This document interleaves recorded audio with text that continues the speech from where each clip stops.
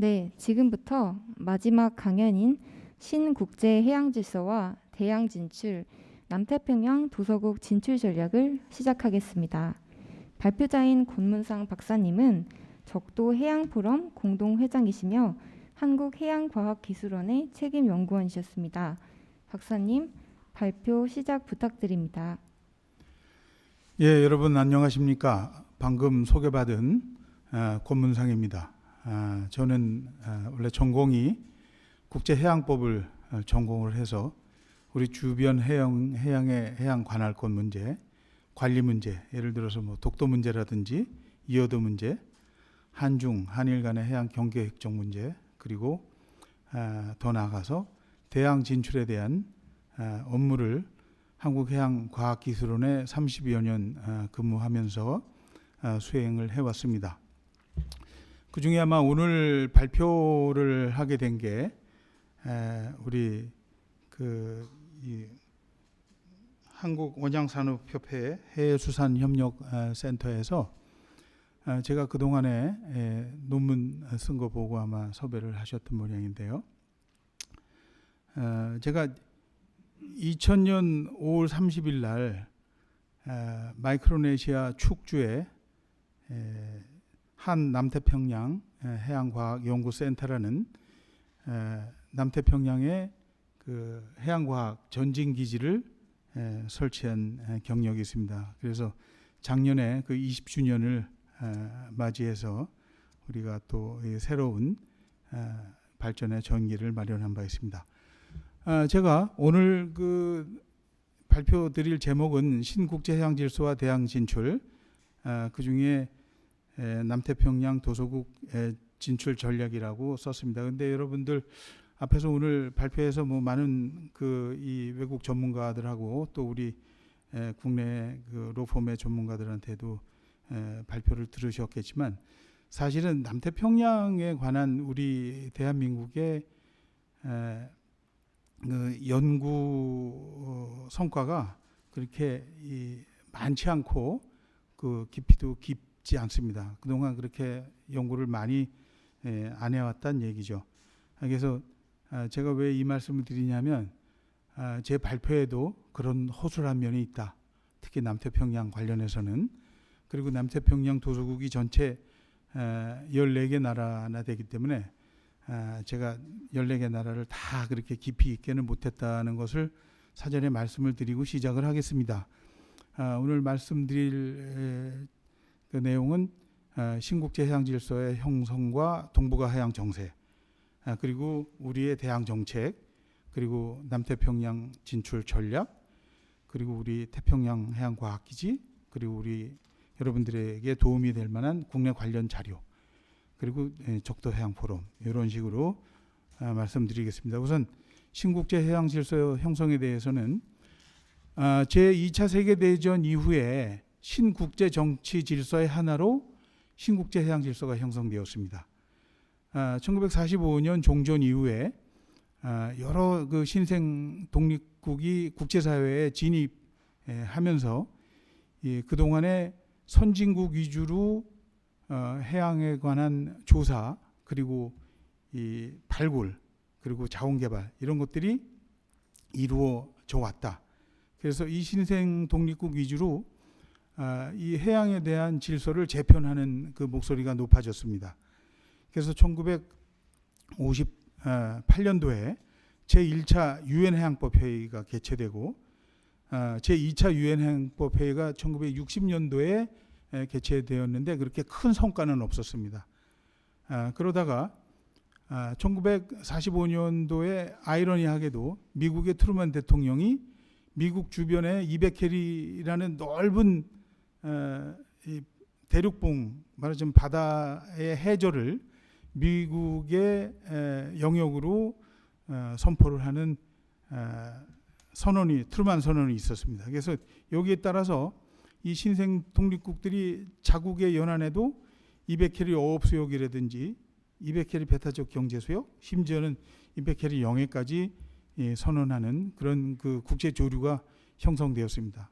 그러다 보니까 이제 이 어떤 해양에 대한 질서가 잡히지 않으니까 그러면 제3차 유엔 해양법 회의를 다시 개최해서 국제 규범을 만들자 하는 그런 논의가 시작되어서 1973년부터 10년간 유엔을 중심으로 이 유엔 해양법 협약을 채택하는 논의가 시작이 되었습니다. 그래서 1982년도에 이 협약이 채택되고, 그런데 이 협약이 채택된 이후에 다시 이 협약 자체에 심해저 개발이라는 그 어떤 사회주의적인 이 경제 개념이 약간 들어가서 미국을 비롯한 서구 선진국들의 이 반대가 있어서 다시 이 협약을 발효시키기 위한 회의가 12년간 또 일어났습니다.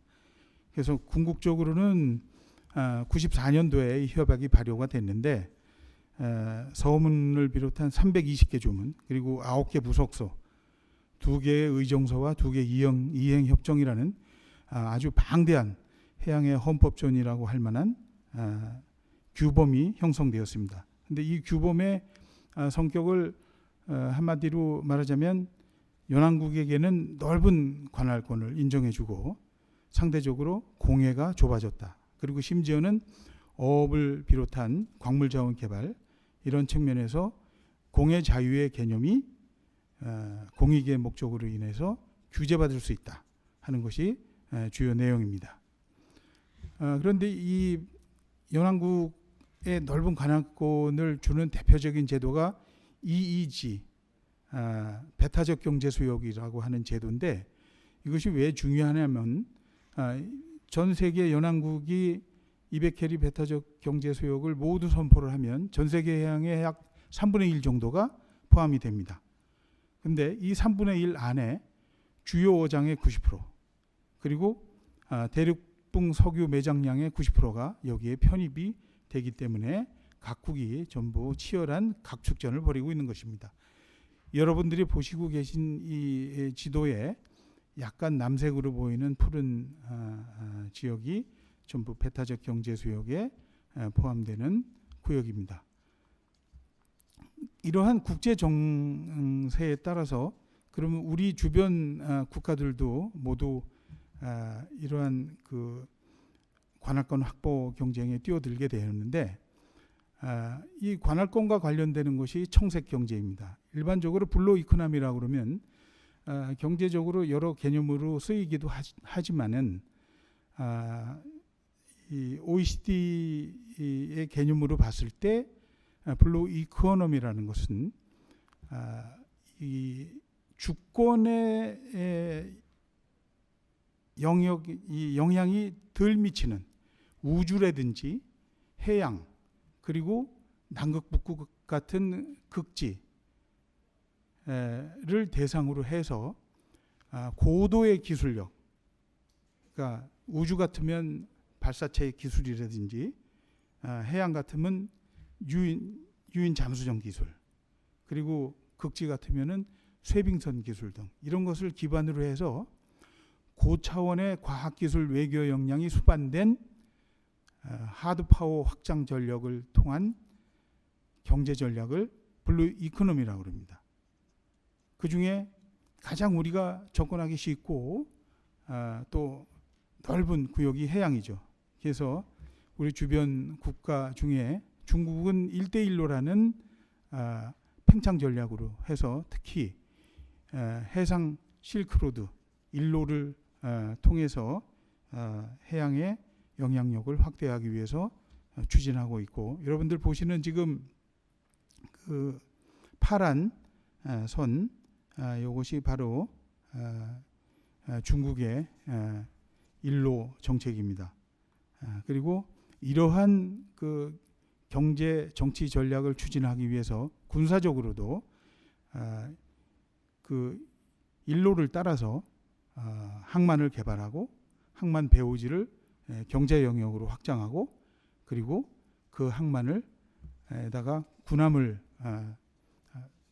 기착시키는 그러한 군사 전략을 동시에 구사하고 있습니다. 이런 이 중국의 해양 굴기, 해양 확장 정책에 대비해서 일본이 2012년 아베 총리가 제안을 해서 일본, 미국, 호주, 인도 이렇게 여러분들 보시다시피 이렇게 이 사각으로 보이는 다이아몬드 형태의 쿼드 체제를 통해서 중국의 팽창을 견제하자 하는 것이 일본의 전략이고요. 그리고 이 미국 같은 경우에는 오바마 대통령이 중국의 해양 굴기에 따라서 2011년도에 피보트 아시아 전략, 그러니까 리밸런싱 전략이라고 그래서 다시 아시아를 보자 하는 재균형 정책을 취하게 되죠. 이 오바마의 전략은 트럼프 정부에도 그대로 계승돼서 일본의 그 다이아몬드 전략과 함께 인도 태평양 전략으로 계승이 되었고, 바이든 정부에서도 그대로 계승이 되어서 자유롭고 열린 인도 태평양 구상이라는 전략으로 계속 추진이 되고 있습니다. 여러분들이 언론을 통해서 알고 계신 쿼드라는 전략이 바로 이런 전략입니다. 그리고 러시아 또한 한 15년, 14년 만에 그 해양 독트린을 선포를 했는데 2001년에 선포를 했는데, 이 러시아는 특이한 것이 해양 국익 확보를 위해서는 군사력 사용도 마다치 않겠다 하는 선언을 했는데, 대부분 그 북극을 많이 겨냥한 그런 전략입니다. 여러분들 그 동아시아와 동남아시아 지도를 보시면 중국은 제1열도선, 제2열도선, 그리고 이 하와이를 중심으로 한 제3열도선이라는 해양 팽창 전략을 제시한 바 있습니다. 그래서 궁극적으로는 하와이로부터 일직선을 내리걷는 선을 통해서 태평양 서쪽은 중국이 관할을 하고 제해권을 가지고, 동측은 미국이 제해권을 가지는 이런 확장 전략을 선포를 했습니다. 근데 미국은 당연히 지금 보시는 그 선 안에 중국의 해양력을 가두려고 그러죠. 근데 현재는 중국의 군사적 영향력이 많이 확장이 된 현실입니다. 근데 불행한 것은 중국은 태평양으로 진출하기 위해서는 적성국, 말하자면 일본, 그리고 동남아 국가들, 이런 국가들의 해협을 통과해야만 되는 그런 상황에 처해 있습니다. 우리 주변 해양의 그 상황을 보여드리면, 일본 같은 경우에는 이 태평양하고 국경을 접하고 있는 나라입니다. 오가사와라 제도를 통해서 이 북마리아나 제도하고 국경을 같이 하고 있고요. 한국과 일본과 또 한국과 중국 간에 여러 가지 그 주변 해약, 말하자면 동아 지중해에 있어서 여러 가지 그 어업 협정이라든지 이런 협정이 복잡하게 체결되어 있고, 그리고 일본과 러시아 간의 북방사계 도서, 그리고 중국과 일본 간에는 이 센카쿠 조우대 열도에 관한 섬 영유권 분쟁이 있습니다. 이 면적은 자료를 참고하시고요. 우리 국토 면적이 남한이 약 10만 평방킬로미터 되는데, 우리가 태평양상에 심해져 광구를 약 7만 5천 평방킬로미터 확보하고 있고, 인도양에도 약 1만 평방킬로미터의 해저 광구를 가지고 있습니다. 이 서태평양 쪽에도 만강각 광구를 가지고 있고, 통가하고 피지에도 우리가 이 해저 광물자원 탐사 광구를 계약을 체결해서 확보했습니다. 그래서 그 광구의 면적을 다 합치면 약 11만 5천 평방킬로미터, 그러니까 우리 남한의 이 국토 면적보다 넓습니다. 그리고 해양 면적을 다 치면은 약 46만 8천 평방킬로미터 정도 됩니다. 그러면 이제 그 대양 정책하고 관련돼서 말씀을 드리면, 우리가 아까 말씀드린 신국제 해양 질서 형성 초기에 이승만 대통령이 1952년 1월 달에 평화선을 선포합니다. 그리고 이 평화선 안에서의 어족 자원을 보호하기 위해서 해양 경찰대를 53년도에 설치해서 그 평화선을 위반하는 일본 어선, 중국 어선들을 많이 납포해서 단속을 하죠. 그리고 55년도에는 해무청을 신설을 해서 해무청에서 이 대양 진출을 그 비전으로 선포를 한 바 있습니다. 그리고 우리가 최초의 대양 정책의 실행이라고 그런다면 57년도에 참치 연승에 관한 인도양 시험 조업이 효시라고 할 수가 있겠습니다. 그리고 1988년도에 남극 세종기지 설치하고 1994년도에 중부 태평양의 심해저 광물 자원 광구를 유엔으로부터 할당받은 바 있습니다. 이를 위해서는 1982년부터 태평양 심해저 광구에 관한 탐사를 오랫동안 수행한 바 있습니다. 그리고 2000년도에 한 남태평양 해양 공동연구센터를 마이크로네시아 축주에 설치해서 올해 21년째 운영을 하고 있습니다. 그리고 2002년도에 북극 다산기지 설치하고 14년도에 남극 장보고 기지를 설치를 한 바 있습니다. 이러한 실행들이 해양수산발전 기본 계획상에 전부 제시가 되어 있었고 그것들이 실행된 바 있습니다. 우선 대양 정책이 포함되어 있는 가장 상위 계획으로서 해양개발 기본계획이라는 것이 있는데 이것은 해수부가 존재하지 않던 과학기술처 시절에 있었고 그리고 해양수산부가 설립된 이후에 해양수산 발전 기본계획으로 전환이 됐습니다. 법이 해양개발기본법에서 해양수산발전기본법으로 개정이 되면서 이제 본격적인 해양수산의 국가정책이 수립됐죠. 그 국가정책에 이 대양정책이 전부 포함이 되어 있습니다. 그리고 요 자세한 거는 나중에 또 저한테 그 요청하시면 제가 알려드리겠고요. 세부 추진 사업들이 전부 그 3차 계획까지 있는데 이 기본 계획들은 전부 10년 단위의 계획입니다. 그래서 올해부터 2021년부터 2030년까지 제3차 해양수산 발전 기본 계획 기간에 들어갔습니다.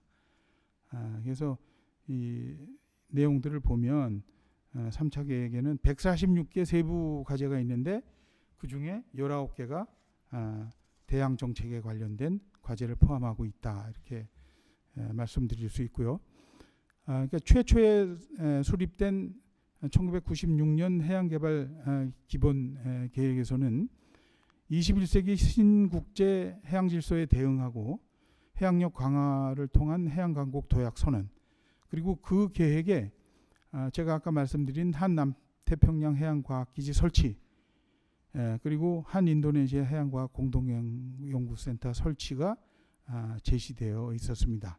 나머지는 자료 참고하시고요.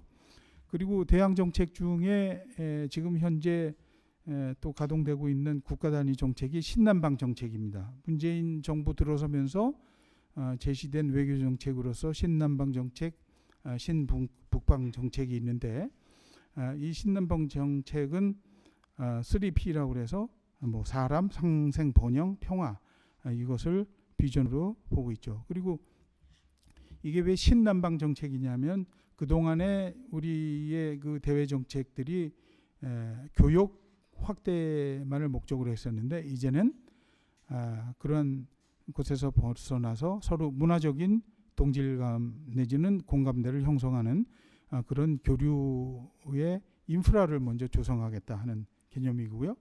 그리고 또 제가 이것을 왜 해상 전략이라고 보냐면 해상 전략 또는 해양 전략이라고 보냐면 이 대상 국가들이 아세안과 인도를 대상으로 주로 하고 있는데 그 나라들은 해상 교육을 통해서만 접근이 가능하기 때문에 그렇습니다. 그래서 제가 여기에 따라서 신남방 해양 정책 구상이라는 책을 하나 써서 낸 바 있습니다. 그래서 그 추진으로서는 상호 이해를 위한 해양 문화 교류 및 해양 지역 연구 강화, 그리고 해양 과학 기술 역량 강화 및 공동 연구를 통한 해양 산업 진흥 기반 마련, 그리고 수산 자원 및 해양 광물 자원 등의 공동 개발, 그리고 기후 변화로 인한 연안 침식, 국토 상실 및 대형 자연재해 공동 대응, 그리고 질병 예방 및 삶의 질 향상을 위한 연안 및 해양 환경 보전 사업, 그리고 이런 모든 것의 궁극적인 것은 항만 및 배후단지 조성으로 생산기지, 물류기지, 소비시장 공동개발 및 해운물류 네트워크 구축, 이런 것을 제시하고 있습니다. 그리고 지금 정부의 신남방 정책은 주로 대상 국가들이 아세안 국가인데, 저는 신남방 해양 정책에 있어서는 제1국가군이 아세안, 그리고 제2국가군이 인도양 연안국, 그리고 제3국가군이 우리 남태평양 연안 도서국가들을 지칭하고 있습니다. 이 지도에서 보시다시피 아세안에서는 10개국 중에 라오스를 제외한 9개국, 그리고 인도양에 있어서는 스리랑카, 인도, 그리고 오만을 비롯한 뭐 이쪽 이 인도양의 아프리카, 동해안 국가들을 포함하고 있습니다. 그리고 남태평양에는 14개 도서국을 비롯한 자치령들, 이런 것들을 포함하고 있습니다. 남태평양에 대해서 좀 말씀을 드리면, 남태평양은 지금 마이크로네시아하고 멜라네시아하고 폴리네시아라는 그 지리문화적인 3개 국가군들이 다 포함이 됩니다. 그런데 여러분들이 보시는 이 지도에 이 멜라네시아를 표시하는 요 선이 적도입니다. 그러니까 엄격한 지리적 구분으로 보면은 이 적도 이남만 남태평양이라고 볼 수가 있죠. 근데 지리 문화적인 구분으로 이 마이크로네시아 또 폴리네시아 이 전 지역을 남태평양이라고 그러고, 거기 있는 국가들을 사우스 퍼시픽 스몰 아일랜드 네이션이라고 표현을 합니다.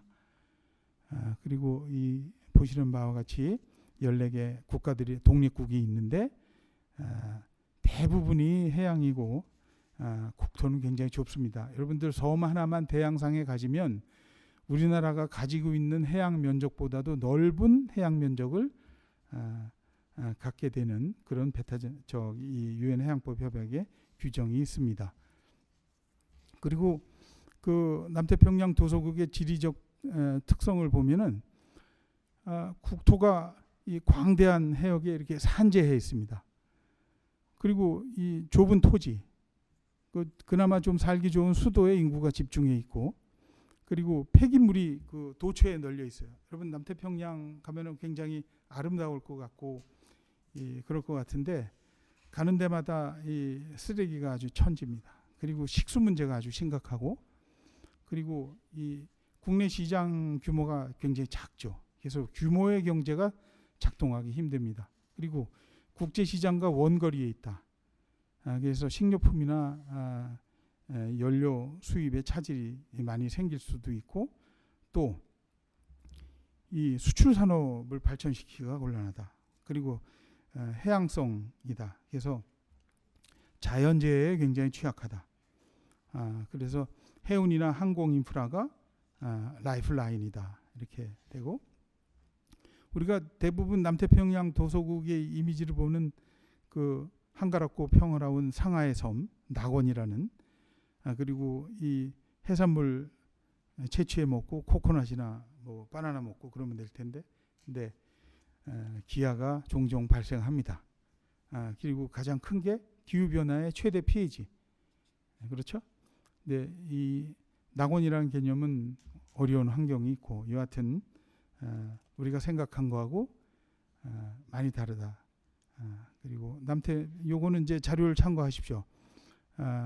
이 14개 도서국을 폴리네시아, 이 멜라네시아, 마이크로네시아로 구분하는 거고, 이 독립한 그 말하자면은 어느 나라부터 언제 독립했는지 하는 자료들이고요.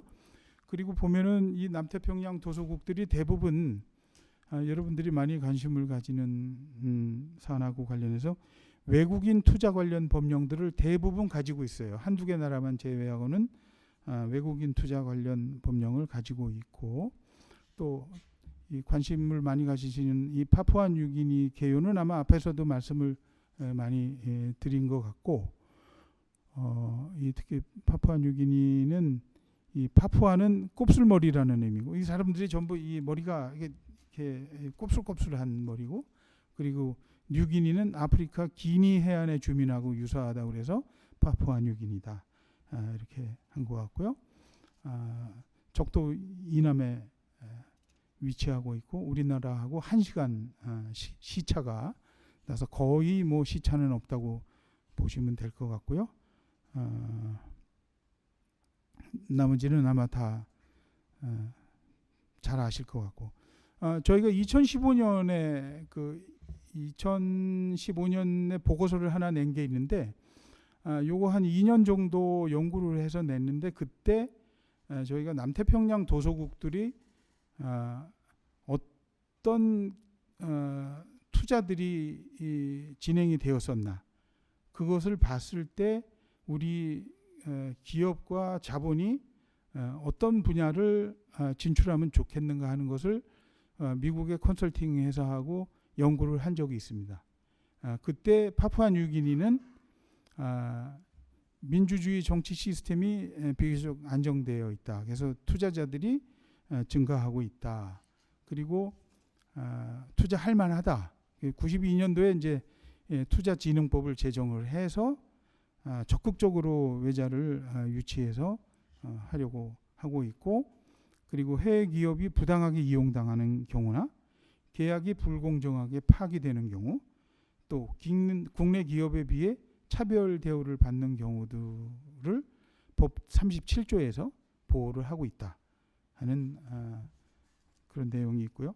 근데 제가 처음에 마이크로네시아 이 축주에 기지 설치하러 갔을 때 사실은 그 기지 설치 부지로 선정하게 된 큰 이유 중에 하나가 이 축항에 그 항만 운영권을 한국인 두 분이 합자를 해서 50년간 운영하기로 한 사안이 있었어요. 그때 들어갔는데 여하튼 무슨 이유로 이래서 좀 분란이 일어나고 그래가지고 이 추방을 당해서 그게 아마 시작도 제대로 못하고 쫓겨나는 그런 상황이 있었습니다. 그래서 아마 뭐 법이 어떻게 됐건 제도가 어떻든 간에 이 투자를 하는 데 있어서는 현지 사정을 굉장히 잘 살펴보고 이 투자 전에 연구하는 기간이 좀 많아야 된다는 생각이고요. 이 외국인 투자법의 파푸아 뉴기니 법은 제가 이 보고서에는 내용들이 쭉 있는데 제목만 말씀을 드리면 뭐 지금 보시는 바와 같이 투자의 정의, 투자진흥청의 기능, 뭐 이런, 그리고 사업 활동의 수행에 대한 증명서, 신청서 승인 거부 요건, 뭐 증명서의 발급, 외국인 투자 기회 등록부, 뭐 증명서의 중지 및 취소, 뭐 여하튼 그리고 이런 내용들이 포함이 되어 있고, 이 법을 원문으로 보시려면은 이 여기 그 퍼시픽 아일랜드 리걸 인포메이션 인스티튜트라는 그 사이트에 들어가시면 남태평양 이 도서국별로 이 법제가 전부 정리가 되어 있습니다. 그리고 파푸아 뉴기니만 봐도 이렇게 들어가 있고, 여기 보이는 법이 그 외국인 투자법입니다. 요거 사이트 보시면 될 것 같고요. 또 제가 이제 태평양 해양과학기지에 대해서 말씀을 드리면 1998년도 김대중 대통령 시절에 태평양 해양과학 전진기지 설립 후보지를 답사하고 와서 설치를 해라 하는 그 청와대 지시를 해양수산부를 통해서 제가 받고 지질학자 1명, 생물학자 1명, 그리고 해양수산부 사무관 1명을 대동하고 제가 단장이 돼서 남태평양을 쭉 돌다가 마이크로네시아 축주를 선정을 했습니다. 그래서 2000년 5월 30일 날 해양수산부하고 마이크로네시아 해양청 간에 MOU 체결하고 해양과학기술원하고 축주하고 MOU 체결해서 거기에 포괄적인 협정에 따라서 기지를 설치를 했는데 축주의 주도인 외노섬에 설치를 했고 참고로 축주는 마이크로네시아가 4개 주로 형성되어 있는데 여기는 이제 이 연방 수도는 아닙니다.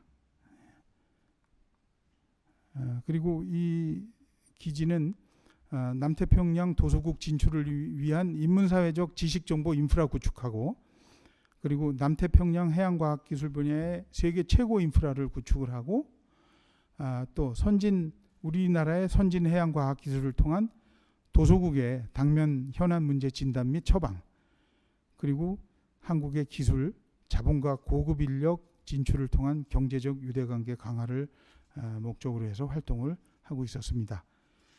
위치를 보면 저희가 갈 때 괌까지 한 4시간 걸려서 비행기 타고 가고 괌에서 축 공항까지 1시간 반 정도 항공기는 737이 갈 수 있습니다. 그리고 전 세계적으로 이렇게 거의 원형 그대로 라군이 남아있는 곳이 이 축주입니다. 그리고 이 축주 중에 이 외노섬이라는 게 삼각형으로 생겼는데 여기가 공항이면 우리 기지가 여기 끝에 있습니다. 여기 기지 끝에 있는데 약 8km 정도 되는데 시간은 도로가 하도 파인 데가 많아서 한 30분 정도 걸립니다. 그리고 이 축주 앞에 이렇게 돼 있고요. 그리고 보통 이 남태평양의 이 산호섬들이 어떻게 형성되냐면은 화산이 폭발하면 화산 폭발된 주변으로 산호들이 이렇게 자랍니다. 그리고 섬들이 좀 화산섬은 가라앉죠. 그럼 주변에 이렇게 산호들이 환초가 돼서 남고 섬도 좀 남아 있고요. 더 많이 가라앉으면 이렇게 섬들이 조금만 남아 있고 이제 환초가 남아 있고요. 이게 이제 하와이 같은 경우가 이렇고 피지 같은 경우가 이렇고 괌이 이렇고요. 마이크로네시아 축주 같은 경우가 이런 경우고요. 그리고 이 마샬 아일랜드 같은 경우에 섬이 완전히 가라앉고 환초만 남은 이런 형태의 국토 형태가 남태평양입니다. 거기에 비해서 PNG는 굉장히 큰 뭐 대륙 비슷한 나라죠. 그리고 이 남태평양의 연안은 이렇게 바나나, 뭐 야자수 이런 것들이 연안에 자라고 맹그로브 숲이 이 해안에 염생식물이 이렇게 자라고 그다음에 잘피라는 풀들이 자라고 그다음에 산호가 있습니다. 그리고 산호지대를 지나면 경사가 급격히 떨어지는 그런 해안 형태를 보여주고 있고요. 이게 망그로브 크랩의 맹그로브 숲의 형태입니다. 그리고 우리 축에 설립되어 있는 남태평양 과학기지입니다. 여기 과학기지에서 바라본 바다 전망이고요. 이때 어느 스님이 저희들이 이것을 하기 전에 여기 와서 이렇게 한국인 위령비 보면은 약 3,000명의 징병과 징용자들이 이곳에서 희생된 지역이라고 합니다. 그리고 이 마이크로네시아 축주의 최초로 이렇게 지붕이 있는 배, 우리 연구조사선이 라군 프라이드라는 명칭으로 최초로 저희들이 가지고 갔고요. 지금은 이 7인승, 더 많이 탈 수도 있지만 외곽섬까지 가서 숙식을 할 수 있는 조사선이 우리 요트 형태로 하나 만들어서 가지고 가 있습니다. 그래서 이 기지가 남태평양 진출을 위한 교두보 역할을 하기 위해서 그동안 많은 연구를 했는데, 그 중에 그 자연과학적으로는 그 연안 조사도 많이 하고 했지만 사회과학적으로 보면은 14개 도서국 중에 저희들이 지금 이렇게 보시는 바와 같이 책자를 냈습니다. 그래서 사모아, 마이크로네시아, 파푸아뉴기니, 키리바시, 피지, 통가, 팔라우, 마샬 8개 나라에 대해서는 책을 발간을 했는데, 아직 4개 나라에 대해서는 6개 나라에 대해서는 준비 중입니다. 지금 4개 나라에 대해서는 초안은 다 됐는데 아직 여기 게재된 사진의 판권 때문에 좀 인쇄가 조금 늦어지고 있는 상황이고요. 파푸아뉴기니는 2015년에 발간을 했고 목차를 보면 이렇습니다. 여러 가지 쭉 있고 여기 뭐 숙박이나 식당 이런 것도 다 나와 있는데 2015년 현지이기 때문에 아마 업데이트는 돼야 될 것 같습니다. 그리고 마지막 블루 오션이라는 책도 낸 바가 있는데, 여기 보면은 저희가 월간 조선하고 전부 현지 르포를 했어요. 우리 연구원들하고 남태평양 14개 도서국 중에 니우에만 제외하고 13개 도서국들을 전부 탐방을 해서 수상 대통령들 그리고 이 공무원들 다 만나서 우리 투자 여건이라든지 이런 것들 전부 다 살펴봤고요.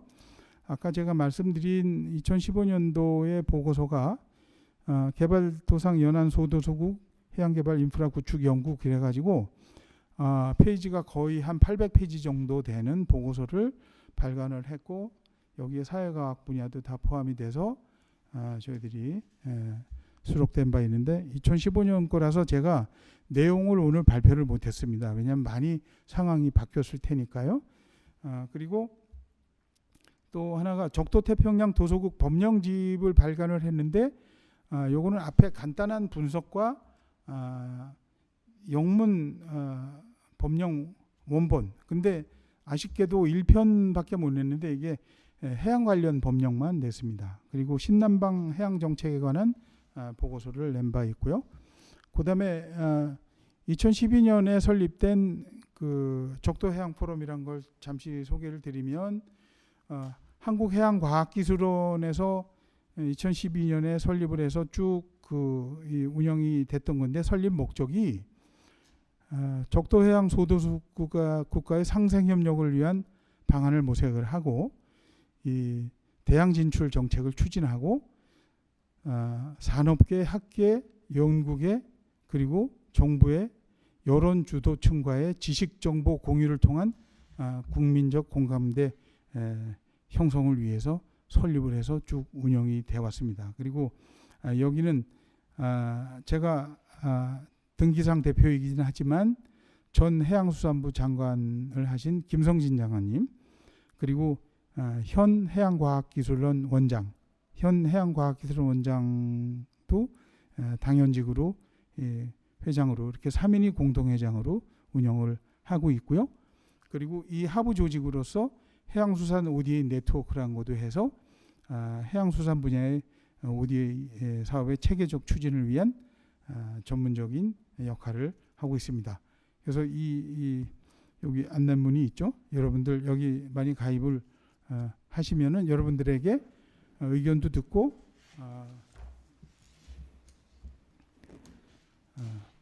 쭉 활동을 해왔습니다. 그리고 여기에서 지금 한국해양과학기술원하고 저희하고 같이 해서 적도태평양 뉴스레터라는 것을 발간을 하고 있습니다. 여기 보면 아마 이게 한 달에 2번씩 나오는데 이 면수도 굉장히 많고요. 남태평양 도서국가들에 대한 여러 가지 그 정보들이 여기 많이 들어가 있습니다. 지금 보면은 그 쿡 제도의 진주 산업 위기가 왔다든지, 바이든이 중국 견제하려고 태평양 도서국에 대한 지원을 이번에 PIF 50주년 회의에서 최초로 미국 대통령이 연설을 했다. 그리고 이 시노판 백신을 거부한 거는 파푸아뉴기니인데 중국이 호주에다가 화풀이를 하고 있다. 이런 얘기들이 들어가 있습니다. 그리고 맺은 말씀을 드리면 우리가 건강한 사회와 국가의 국민으로 살기 위해서는 해양으로부터 우리가 앞으로 의식주를 해결하는 역량을 갖춰야 되고 또 이웃 연안국들의 주민들과 해양을 통한 문화적 정서를 교감하고 전 세계 대양에서 인류와 공생할 수 있는 지식과 능력을 개발해야 됩니다. 그런데 우리는 남태평양의 위상에 대한 인식이 부족하고 전문가 및 연구 인프라가 굉장히 부족합니다. 따라서 해양 지역 연구를 좀 열심히 해서 정부 민간 차원의 남태평양 진출 그리고 협력관계 형성 추진을 위해서 기본 자료의 정립이 시급하다. 그리고 남태평양을 공유하는 상생의 블루 이코노미 추진이 필요하다 하는 말씀을 드리면서 강연을 마치도록 하겠습니다.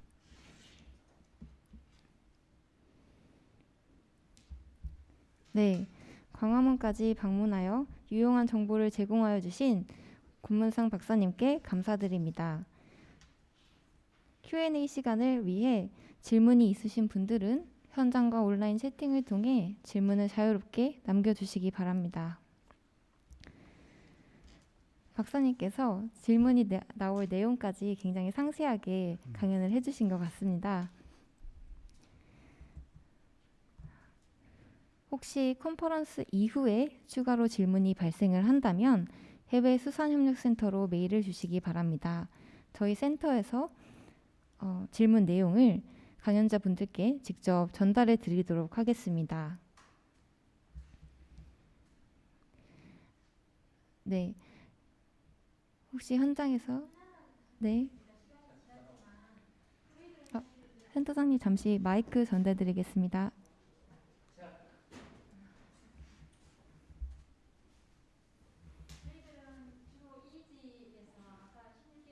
이지 안에서 물고기 잡는 데 관심이 많은 회사예요. 그래서 이제 얼마 전만 해도 그 연안국들하고 이렇게 분쟁이 붙고 소송이 붙고 할 때 가장 어려웠던 문제가 그 나라들이 이지에 어떤 경우에는 뭐 이지에 침범했다고 하고 또 어떤 전문가들은 이지 침범하지 않았다고 하고 그게 멀리 들어간 것도 아니고 뭐 1마일, 0.5마일 이런 걸로 분쟁이 붙는데요. 거기 태평양 도서국들은 이지의 경계를 어떻게 정하고 그거를 국제적으로 어떻게 판단하는지 혹시 그에 대한 의견이 있으시면 주십시오. 그거는 다 뭐 남태평양 도서국만 그런 게 아니고 다 똑같아요. 전 세계적으로 배타적 경제 수역을 설정하는 것은 연안에 연안선 말하면 이 기선으로부터 200해리를 긋는 거거든요. 다 똑같은데 남태평양 도서국들도 전부 이 200해리를 다 선포를 했고 경계선이 다 그어져 있어요. 그래서 저희들이 그거는 엄격하게 얘기해서 우리 조업선이 침범을 했는지 안 했는지 위치점만 주시면 다 알 수는 있어요. 근데 종종 이 남태평양 도서국가들이 보통 하는 행태가 침범을 했던 안 했던 간에 좀 위반했다고 그래서 거기에 대한 벌금 수입을 좀 잡고 싶은 게 많다고 생각이 들어요. 그래서 빌미를 없애려면 뭐 안 가는 게 좋겠죠. 근데 안 할 수는 없으니까 그런 것들이 엄격하게 하자면은 그런 것들은 저희들이 시스템을 가지고 있으니까 원양 산업협회하고 협조해서 그런 것들은 좀 해드릴 수가 있어요. 예, 저희 질문은 이제 우리도 조업감시센터가 있거든요. 네. 근데 조업감시센터에서 미리 이렇게 워닝을 하고 하는데 오히려 거꾸로 최근 재판에서 어떤 이지 가진 연안국에서 이제 우리가 등록하고 그 선안에 우리는 못 봤다, 들어오지 않았다 그러는데 우리 나라 FMC에서 침범했다고 또 이렇게 얘기해서 뭐 여러 가지 문제가 생겼는데 그 나라들이 등록을 어떻게 하고 어떻게 걷는지 네. 혹시 그거는 그 지금 남태평양에 SPC라는 기구가 있어요. SPC라는 기구가 있는데 그 전에는 소팩이라는 기구가 있었고요. 그 소팩이라는 기구가 SPC로 이제 흡수 통합이 됐는데 남태평양 도서국들의 과학기술 역량이 열악하다 보니까 그런 기구의 선진국 전문가들하고 각 연안국들의 이 업무 담당자들 내지는 전문가들이 모여서 그런 것들을 해요. 그래서 실제로 조사도 하고 해양 경계도 획선을 하고 그런 게 있기 때문에 만약에 그 베이스 맵에 문제가 있다면 그 SPC에서 제공하는 베이스 맵을 사용하면 될 것 같아요. 그러면 그 각 이 연안국 독자적으로 뭐 확실히 정해서 국제적으로 인정해주는 그런 시스템은 없다는 말씀이시네요. 연안국은 그럴 능력이 안 돼요. 각 연안국들은. 알겠습니다. 감사합니다. 네, 혹시 추가 질문이 있으신 분은 자유롭게 말씀하여 주시기 바랍니다.